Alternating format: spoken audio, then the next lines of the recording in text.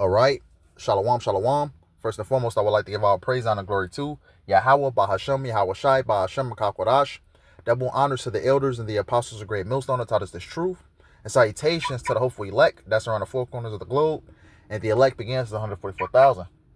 YAHAWAH, who the world ignorantly calls God and Jehovah. BAHASHAM is in the name. YAHAWASHI, who the world ignorantly calls Jesus Christ. The Makakwadash is the Holy Spirit. I'm the brother Iwalamia with the GMS Chicago camp out here in Chicago. Come back at you with another lesson. And Lord, will I hope this lesson be edifying to the hopeful righteous elect, the ones of the household of faith. Lord, will once again, I hope this lesson be edifying. I'm just simply entitled to this lesson. No matter who took office, the end result will still be the same.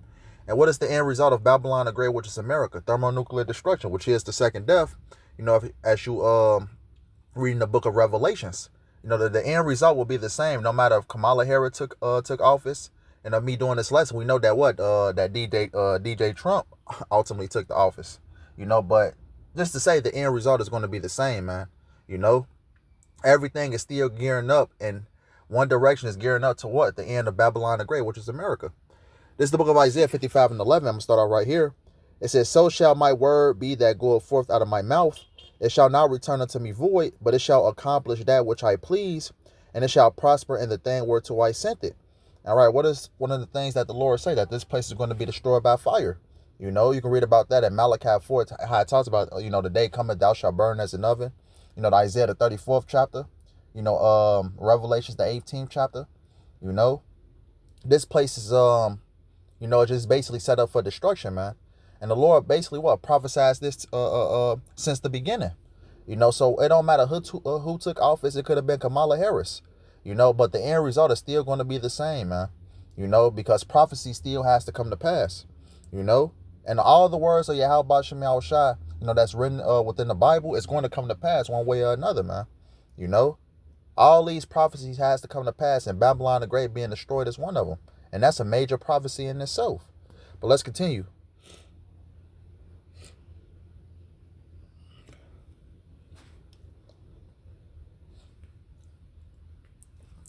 This is the book of Jeremiah. Let me actually get this first. This is the book of Jeremiah 51 and 7. It says, "Babylon had been a golden cup in the Lord's hand that made all the earth drunken. The nations have drunken of her wine, therefore the nations are mad." Right, because we know that America is known to, basically forcing its democracy, its philosophies upon other nations, other countries, And this place, has been as it says at the top, that Babylon has been a golden cup in the Lord's hand, because what? A lot of these other nations think that America, is the place to be, the land of opportunity, as the as this place coins it, the American dream, and to the face of these other nations, this place is looked at as the top of the top. It says, therefore the nations are mad, because we're seeing right now that a lot of these nations, if you read Joel, what's that? Joel the 3rd chapter, primarily what's that, around like verses 9 to 10, how ultimately the Lord is, basically giving these smaller nations nuclear capability. How it talks about beat your plowshares into swords and your prunings into spears, like the weak say I am strong.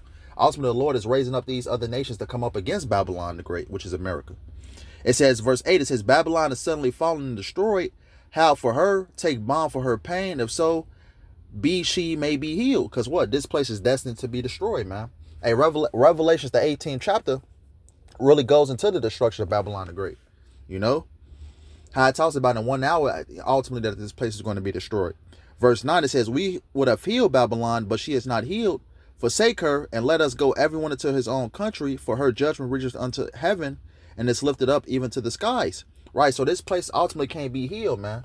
You got the different policies that Donald Trump is coming out with. You had policies that Kamala Harris, had, which was very few. But ultimately, this place is still going to be destined to destroy. You can't heal this place, man.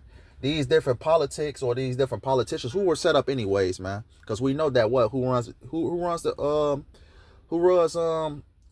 everything behind the scenes, the elites. The Rothschild family. The Bilderbergs, these different elite families, they actually the ones that control, what goes on behind the scenes, man. But ultimately we know it's in the hands of YAHAWAH BAHASHAM YAHAWASHI that's controlling everything, But ultimately what? The Lord, is setting this place up for destruction. You know, Donald Trump, you know, came out with different policies how he's going to get this, you know, economy back off off the ground. You know, jobs. You know, the hyperinflation. You know, that's setting in. Hey, all this is gearing up for the destruction of Babylon the Great, man. There's nothing that anyone can do to heal this place, man. The Lord already, you know, prophesied and said what? That this place is going to be destroyed. You know, by what? By fire. It says, forsake her and let us go everyone into his own country, for her judgment reaches unto heaven and is lifted up even to the skies. Right. Because ultimately the Lord is ultimately you know, basically judging this place. You know, second Ezra, what's that? The 9th chapter, how it talks about the Lord, you know, is gonna visit the world which he made. The Lord is visiting this place heavy, man, for its iniquity, you know, it's ABC lifestyle, you know, what it did to our people, you know, you so-called Negroes, Latinos, and Native Americans. The Lord is visiting this place, man. And the cherry on top is going to be that fire. But let's jump into those. This is the book of Jeremiah 50.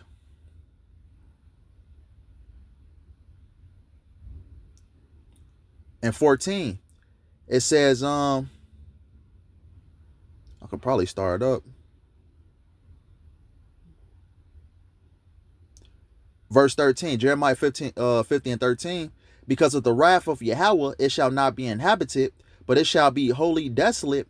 Everyone that goeth by Babylon shall be astonished and hiss at all her plagues. Right, it's going to be many plagues that touches this place, man. Hey, the famines, the plagues, the pestilence, the sword. You know, different. You know, the Lord is visiting this place with different, you know, instruments of death, man. And that ultimately, that cherry on top is going to be those missiles. You know. And we know that what? That this place, Babylon the Great, is never going to be inhabited again, man, after this place is nuked. You know, because it talks about only desert creatures are going to lie here, man. You know, I believe that's Isaiah, the 19th chapter, if I'm not mistaken. It says, everyone that goeth by Babylon shall be astonished and hiss at all her plagues. It says, verse 14 says, put yourselves in array against Babylon round about, all ye that bend the bow, shoot at her. And we know, you know, it talks about when it says bend the bow, it talks, you know, it's talking about those thermonuclear missiles. Second Ezra, the 16th chapter, actually talks about that too. You know, talks about, you know, I'm gonna get it. I don't want to butcher it. It says, ye that bend the bow, shoot at her, spare no arrows, for she have sinned against Yahawah. Right, meaning what? The Lord is going to use these other nations to shoot missiles on this place, man. You know, Babylon the Great. And it talks about that in Revelations. Salakia. It talks about that in Revelation 17 and 16. Let's get that. Revelation 17 and 16, because we didn't even know ultimately that what? Even America's own allies is going to turn, you know, against her, man. This is Revelation 17 and 16. And the 10 horn which thou sawest upon the beast, right? What is that? NATO and the EU. You know, America's own allies. It says, and the 10 horns which thou sawest upon the beast, these shall hate the whore. And who is the whore? America. Babylon the Great. And shall make her desolate and naked, and shall eat her flesh and burn her with fire. And what is that fire, man? Those thermonuclear missiles, which is the second death, man. This place is going to be entirely eradicated by those missiles, man. And I quoted that Malachi 4. It talks about, you know, the day coming thou shalt burn as an oven. You know, 2 Peter 3. You know, let's get that Isaiah 34. This is the book of Isaiah 34 and 1. It says, come near ye nations to hear, and hearken ye people. Let the earth fear, and all that is therein, the world and all things that come forth of it. For the indignation of Yahawah is upon all nations, and his fury upon all their armies. He have utterly destroyed them. He have delivered them to the slaughter. It says, their slain also shall be cast out, and their stink shall come up out of their carcasses, and the mountains shall be melted with their blood. Right, the mountains represents governments. You know, the Lord, you know, is going to use these missiles to ultimately destroy these different governments, man. And America being at the top of that. It says, and all the hosts of heaven shall be dissolved. How is it going to be dissolved? Hey, you can read 2 Peter, the third chapter. You know, it says, what's that? Primarily, what's that? Verses 8 and 9, verses 10, somewhere around there. It says, verse 4, it says, all the hosts of heaven shall be dissolved, and the heaven shall be rolled together as a scroll. Right, talking about that mushroom cloud, you know.